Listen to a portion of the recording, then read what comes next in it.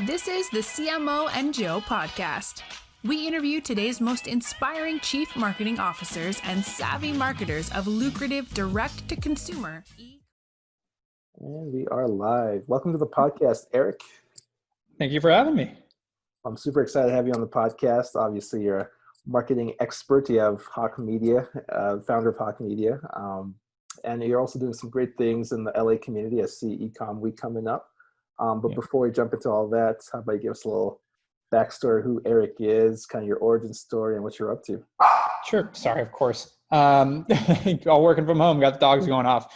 So origin story, born in LA, grew up in Ojai, was the son of an entrepreneur who was the son of an entrepreneur. So took the idea of starting a business as basically that's just what you did, which is a really nice place to grow up. And so I've, always took jobs. When I took jobs, it was always about learning something so that I could parlay it into my own businesses. I started my first little business when I was 8, selling and buying Beanie Babies, and made a few $1,000s as an 8-year-old. So just always wanted to build stuff. And like, that's still to this day is what drives me, is I love building and growing things and trying new things and learning. And so fortunate that I get to do that as my career. So. Absolutely. What would you say your unique skill is? You say you love building things, but what would you say, if you have to boil down one skill or one superpower that Erik has, what would you say that is? Yeah, it's a combination of sales and marketing. It's growth. It's like the art of persuasion, the ability to present value. Like that's where I feel I found the perfect niche for myself, where I know how to talk to companies and present our value to get clients, but then I also know how to present their value to their customers. So I create value by presenting value. It's a big value chain, but it's that's really where I found my talent, and found it a long time ago. I took a sales job when I was 19 and broke all their records my first summer doing it. And for the first time, heard the term, I could sell ice to Eskimos, and doubled down from there. Oh, that's awesome. First, give us a little bit of context of what Hawke Media does, maybe something that Hawke Media does that maybe even your clients or obviously the people listening don't know about. Sure. So Hawke Media is basically an outsourced CMO and marketing team to companies. So we go into brands, identify holes in what they're doing in marketing, and then we can spin up experts all a la carte month to month based on what the company's needs are. So the idea behind it was to create accessibility to great marketing. So not allowing, what we found was really talented marketers individually or really good agencies generally are really hard to work with. They're expensive, want long contracts, high minimums. And everyone else, frankly, just doesn't know what they're doing. So let's just take them all out of the picture. So the idea was, let's get people that know what they're doing, but also make it accessible. And so that's what we've done. We pretty much can handle marketing departments soup to nuts, but it's all a la carte. So we can complement internal teams, and we really like to collaborate. So that's a big part of it. We also have a venture fund. So we do a lot of investing in our own ecosystem, mostly in marketing technology. So if we see a really good software that really works well for our clients, we like to put money behind it. Well, cool. Kind of on that note, what are some of the key elements of a great brand, would you say? You say you do all these investing, but just from a consumer point of view, what does a great brand look like? It's a great question. A great brand really stands for a value people are missing, I think, is what happens. It's like something is missing in someone's life, because every purchase is aspirational, and not in a grandiose way necessarily, but like you have to realize that if you buy a new blank t-shirt, it's generally because you don't have enough t-shirts, your old t-shirts are dirty or ripped, or there's a reason you buy even the most basic things, and you're aspiring for a change in your current existence, even if that's a basic one. And so the best brands out there are ones that stand for more larger pictures of, what people are suffering through. Even some of the more recent brands that have done really well in our generation, like Dollar Shave Club, where it was like, razors are overpriced and hard to replace and a pain in the butt and I have to think about it. And here's something that solves all of them, and they're funny.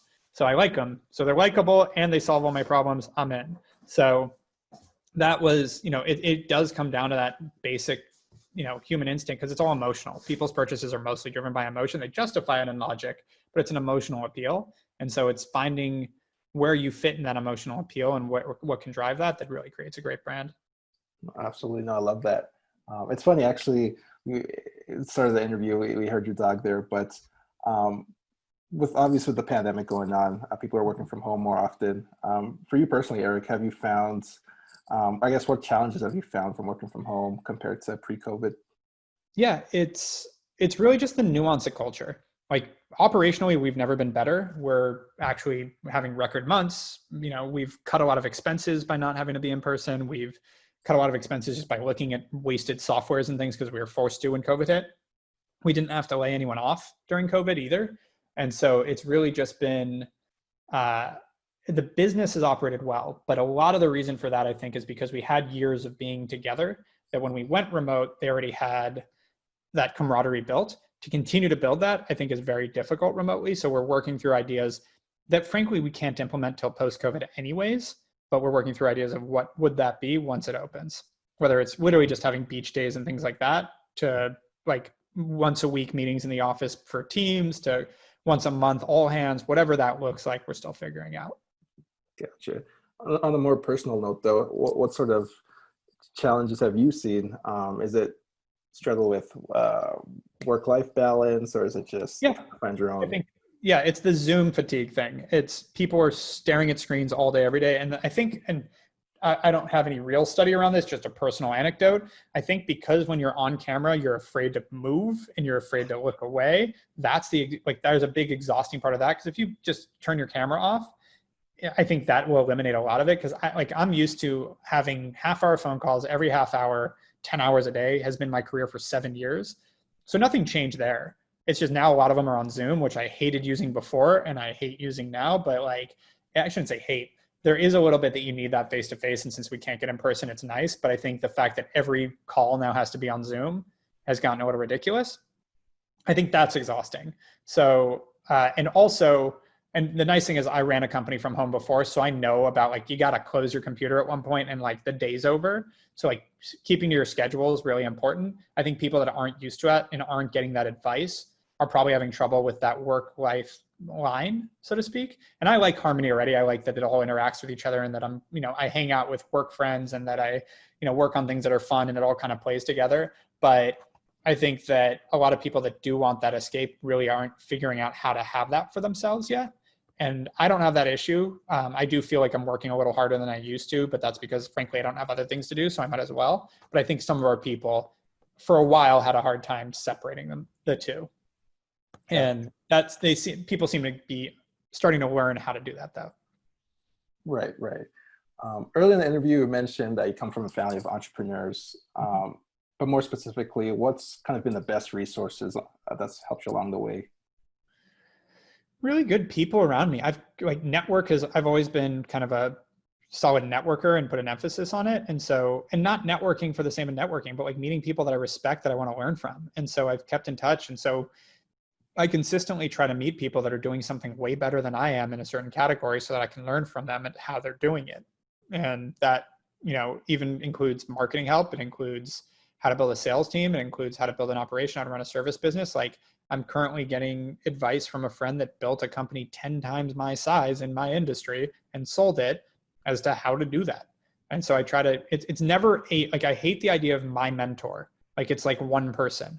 I call many different people for many different things that they are experts in, because if you have one mentor, you inherit their mistakes and their problems and their their weaknesses too. But if I go to them for what they're strong at, and frankly, my dad being one of them, I go to him for the no bullshit. He has no idea anything about my business. He can't give me advice on how to operate my specific business.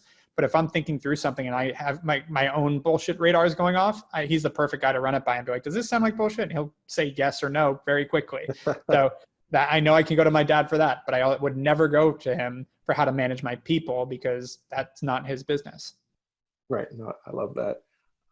Just to give some value for the listeners, say we have lots of people that are entrepreneurs or aspiring entrepreneurs, but how do you really build those connections and relationships? What sort of, I guess, I don't like to use the word tactics, but what sort of ways would you go along building that kind of mentor-ish relationship with somebody?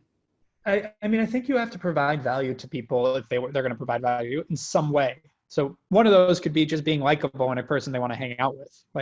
The value doesn't have to be, professional value either. But I think, again, I see it all the time. People go to networking events and hand out business. I haven't had a business card in like 4 years, but like they go around to networking events and hand out business cards. Like that's ever going to do anything. And like, I get pinged all the time, like, hey, we should grab coffee. Why? Like, why do I like, it's like, to take this a step further. Like people, especially people like, I'm not even speaking to myself, but a lot of the people that I respect, that I take time from, I know that their time is precious. And, for them to take a half hour, an hour with me, like I better have a good reason. And one of those reasons could be because they want to help me, but then I got to find a way to make it that they want to help me. And so, and people don't want a pity party either. So when I say that, I want to make sure it's not construed with like, go beg people for their time because you need help, but making it so that you're likable, or they know that their time invested in you is worth it. And that's a big one that I see a lot on the other side, because I get asked now to advise and mentor a lot of people. If I can give someone advice and I see them run through a wall with it and turn it into a company, and like my time there was a lever on my time with them and by the way, it doesn't have to pay me back. I just know that I spent an hour with this guy and now he's taken that and run with it for 3 months and built something amazing. And my advice helped that. That makes me feel like my time was valuable, that it was worth spending the time, again, from even an altruistic standpoint, that person's taking to its success. The other side of that is when I talk to the same person for 6 years of meeting up with someone, talking about their newest business idea, and they never hear me out, they never take my advice, they never end up with any success, and they never do anything. You get to the point where you're like, why the hell am I doing this? So I think you have to actually value that time and use it wisely and get what you need out of it, not just take it for granted. Yeah, absolutely. I totally agree with that. And it's funny you mentioned that people always hit you up saying, oh, let's grab a coffee. So I'm sure you've listened to a ton of pitches, a ton of questions, but maybe what's one question that you never get asked that you wish you would be asked? Yeah, I got a good one the other day and I now can't remember it. I actually sent it to my sales team, and it was, the funny thing was, it was someone trying to pitch me and I was like, hey, I don't need this, but you crushed it. Like I actually read your full email because, God, I can't remember that example. Honestly, I don't want to, this is an extreme way of putting it, but I don't believe in a victim complex. Like I don't wait on anyone to ask me what I need. I just do it. So like, I'm not really waiting for anything. I don't wait. I don't rely on other people to come to me. If I need something, I go find it. So there isn't really anything I'm waiting for someone to ask me. It's more if they want my attention. I think it's just like any sales, like how can you can't just make a grant. Like first off, you have to show that you're going to provide value with the things I care about. But you just saying you can provide value with the things I care about, I don't know who you are, so I don't trust you. And that's a part of it too. So you have to build trust and display that you actually understand what matters to me. The example I give is I get many daily emails with someone saying they can drive us leads. And I know most of them, there's only one company which was referred to me by a friend that has ever done a good job on that. Usually it's a giant pile of crap that they send me and I get to pay for it.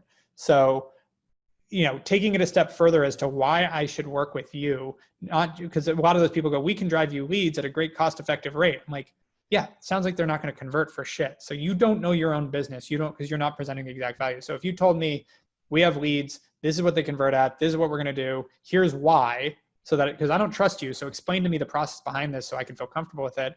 Then maybe you can get some attention from me, sincerely. Right. And that's one example. And there's many other, needs in a company. But I think part of the problem too is a lot of businesses are started when there isn't really a need for it. And so they go around pitching this need and everyone's like, that's not a pain point for me. And I'm good.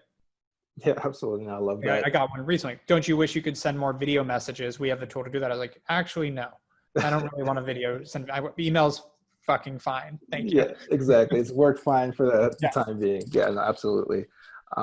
Speaking of that, what's kind of something that's on the forefront of your mind, like something that you're really curious about right now?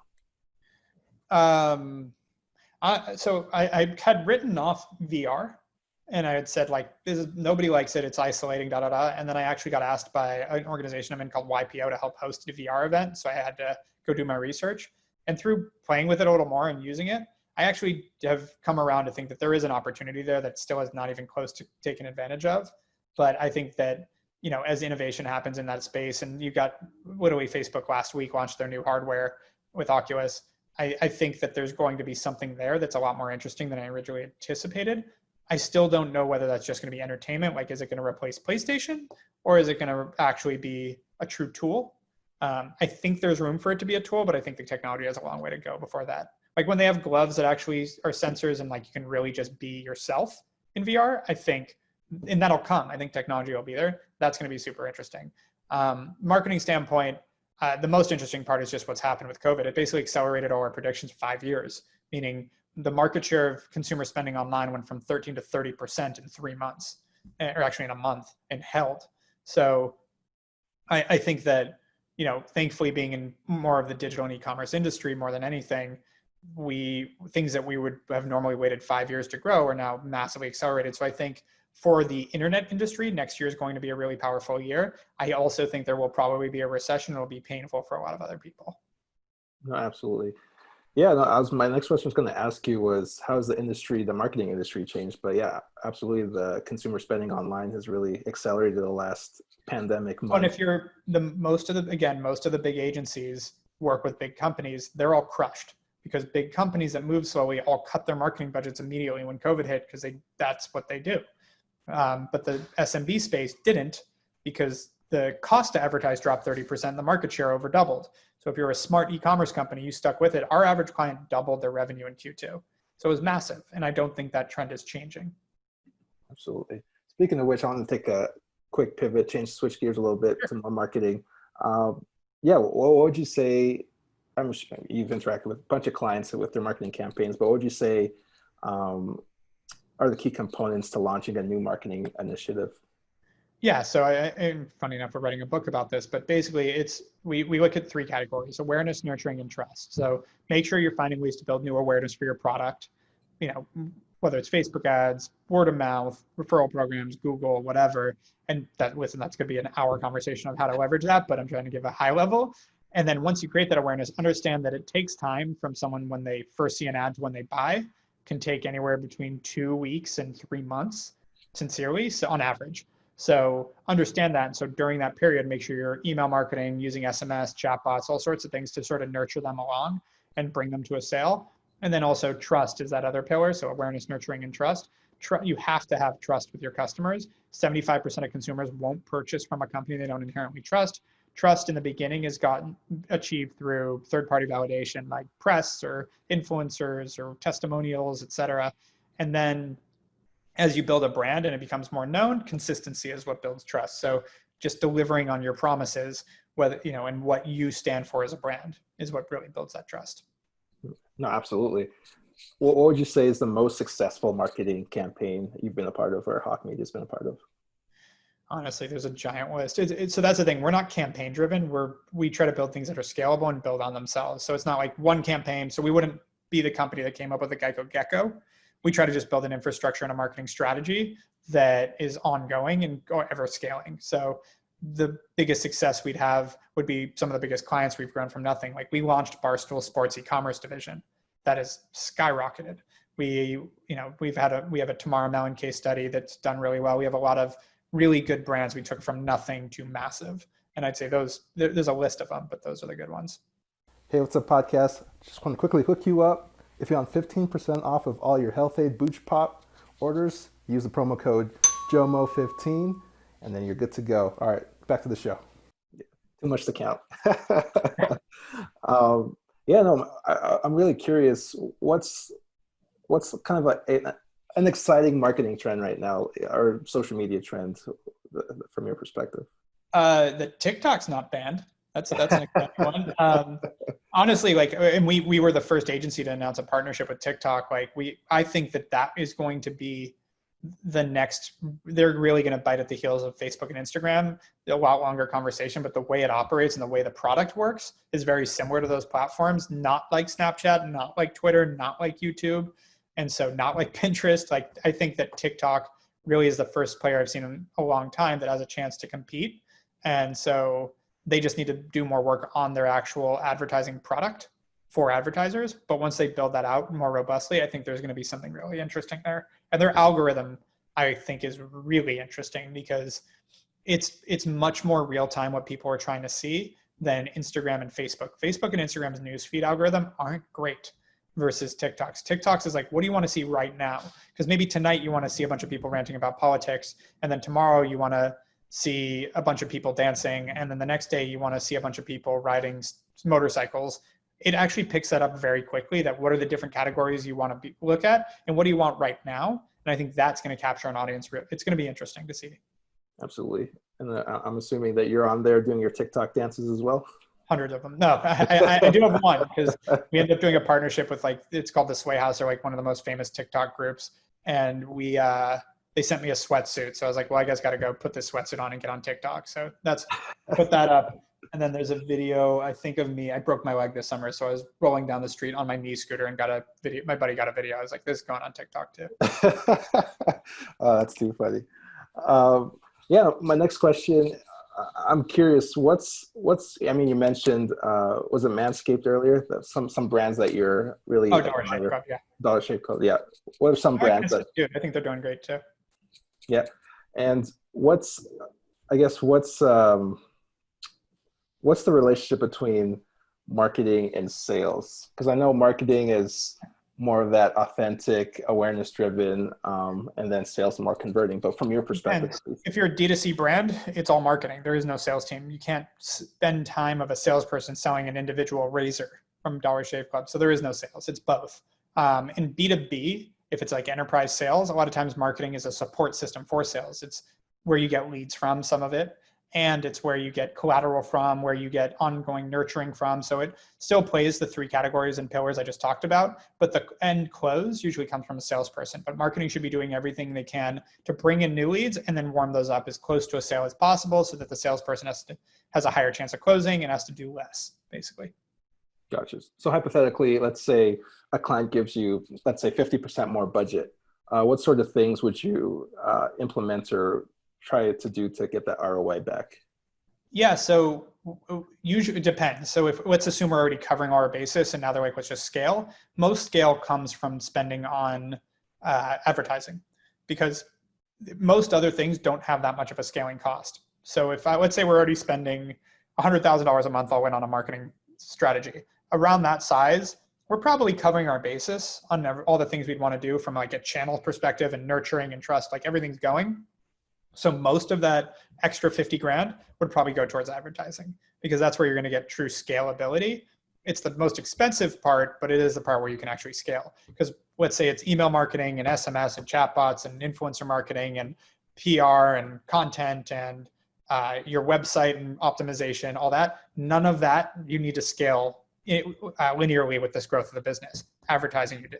So a lot of times, once we get to scale, we increase budgets to ads. Gotcha. And once you get the customers through the door, I guess, how do you provide that great, like what's a great customer experience look like for you? For Hawke or for our clients? Like meaning like what Hawke provides or what we tell our clients to provide? Or just you personally, what is good? Yeah. Yeah. So for my business, I mean, it's really just the biggest thing, we talk about this all the time, is communication. So we have a weekly meeting with our clients to make sure we're on the same page. Like our team knows how to market things. That's kind of table stakes at this point. We hire good marketers. We train good marketers. We keep them up to date. Like we have all the resources in the world to do so. So it's really just making sure we're on the same page with a client. That's the challenge. So things we've done, every single week we talk about the goalposts. What are we actually trying to achieve here? We also talk about what we did, what went right, what went wrong, what we're doing next. So expectations are always aligned, so that basically, again, our goal is not to be like the vendor, like you handle my marketing, you better do well. And it's more like, we're on the same team here. Here's the options. What do you think? Let's do this together. And that's it. So it really comes down to just being aligned. Because I think a lot of CEOs that end up being failed CEOs make the mistake of thinking when they hire vendors, it's their job now and it's not my business. Same thing with executives. I've learned this lesson too. When you hire people, you still got to get them up to speed. You got to work with them. You got to be there to support them and enable them. If you think that, the moment you turn either your own employees or your vendors into a punching bag is the moment you lose your own business. Like they want this as much as you do. So the moment you turn it into an adversarial relationship, you're just screwing yourself. And I see that happen.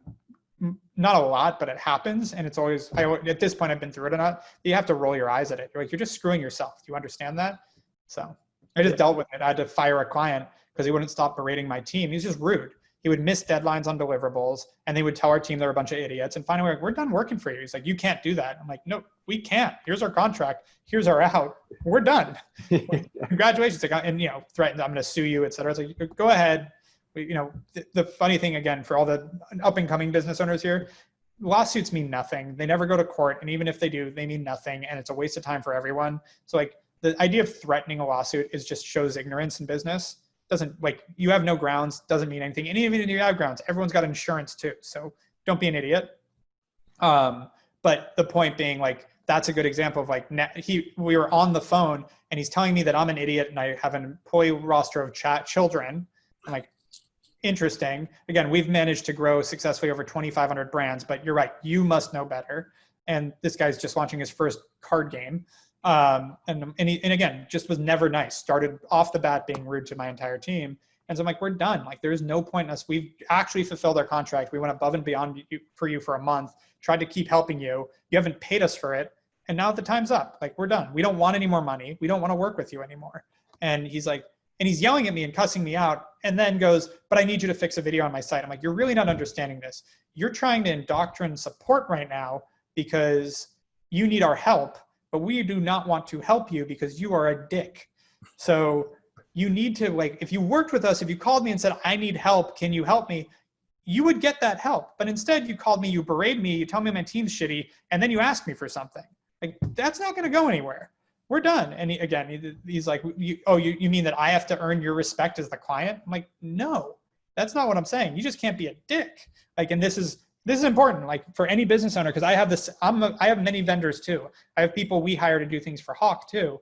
And even if you're not happy with what they're doing, you should do everything you can to enable them and give them everything they need to hit the goals that you need, and make sure that you've set the expectations and you're very clear on what you're going for, and give them every opportunity to succeed, because that's how you win. If you don't do that, if you like, and I see this happen, people will like not share things with their vendors because they want to see what they can do for themselves. I'm like, you're testing your vendors.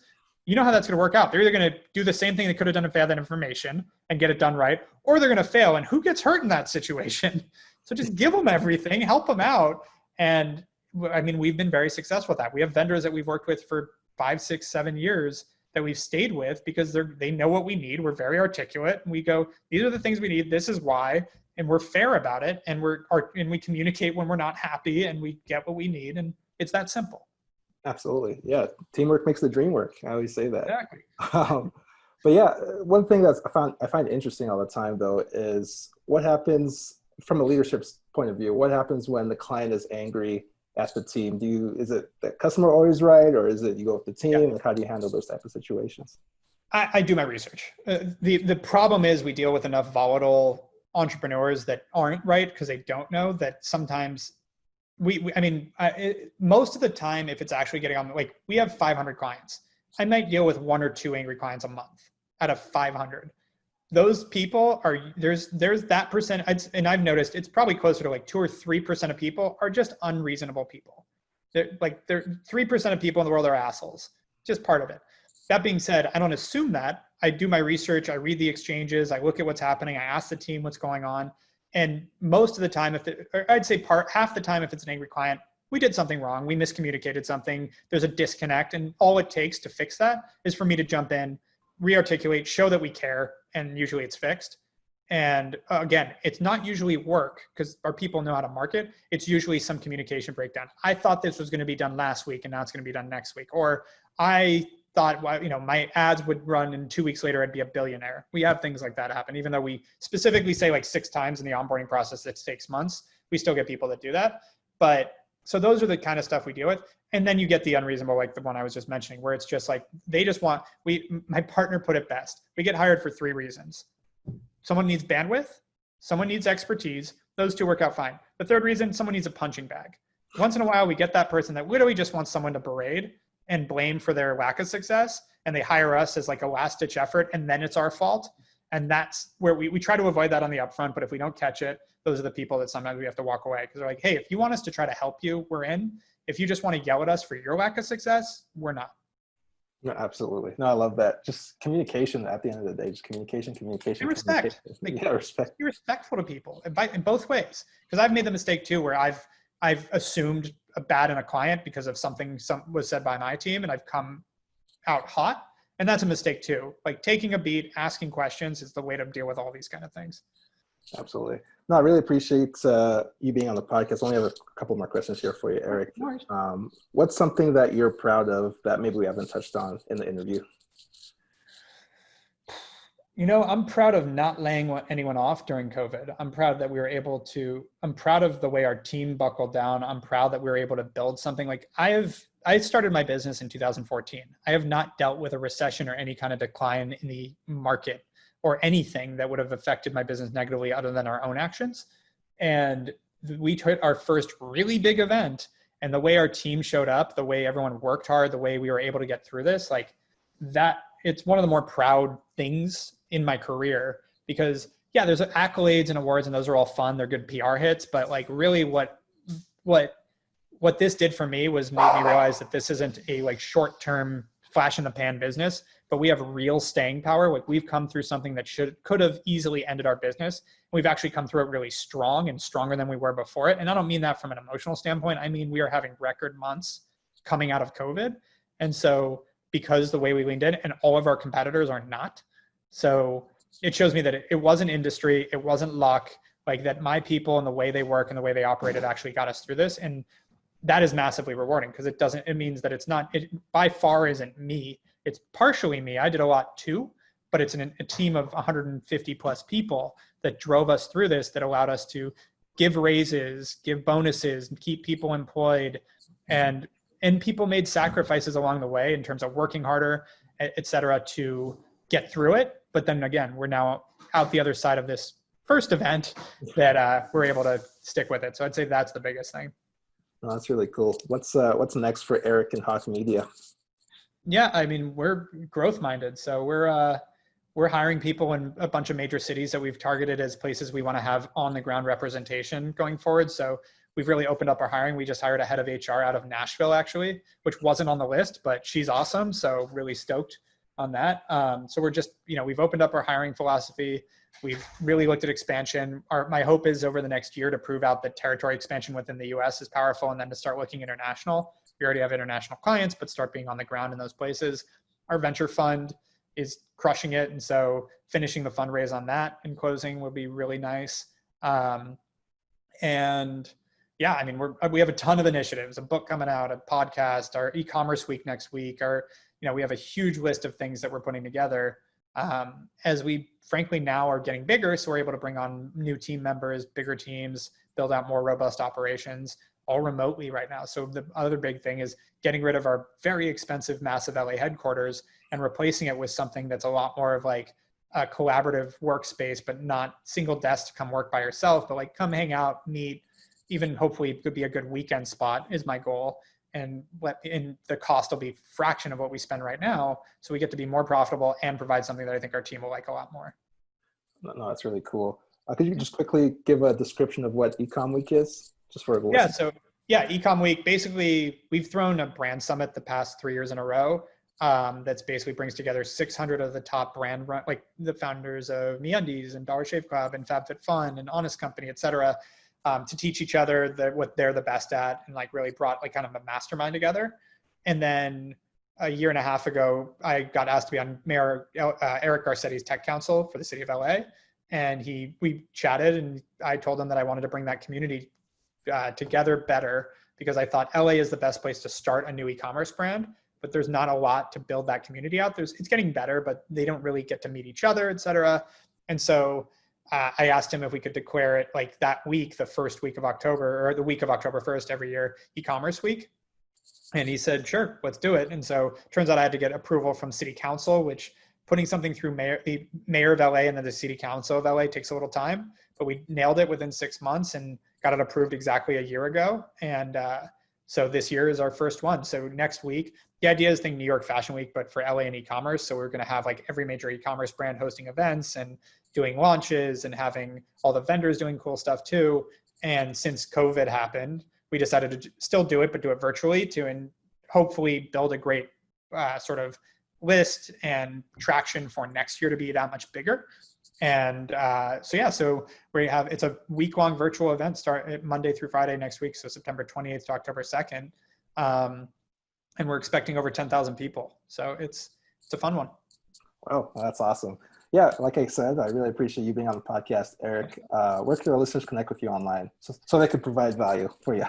No worries. On any of the social platforms, just @/Erik Huberman. Pretty easy. Cool.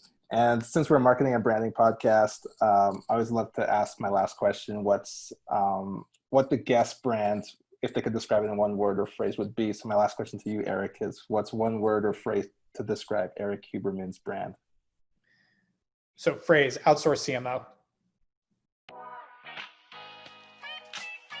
This episode of the CMO and Joe podcast has ended, but be sure to subscribe for more business strategies and tactics to help you create the profitable and successful business you've always dreamed of. And don't forget to rate and review so we can continue to bring you the best content. See you on the next episode.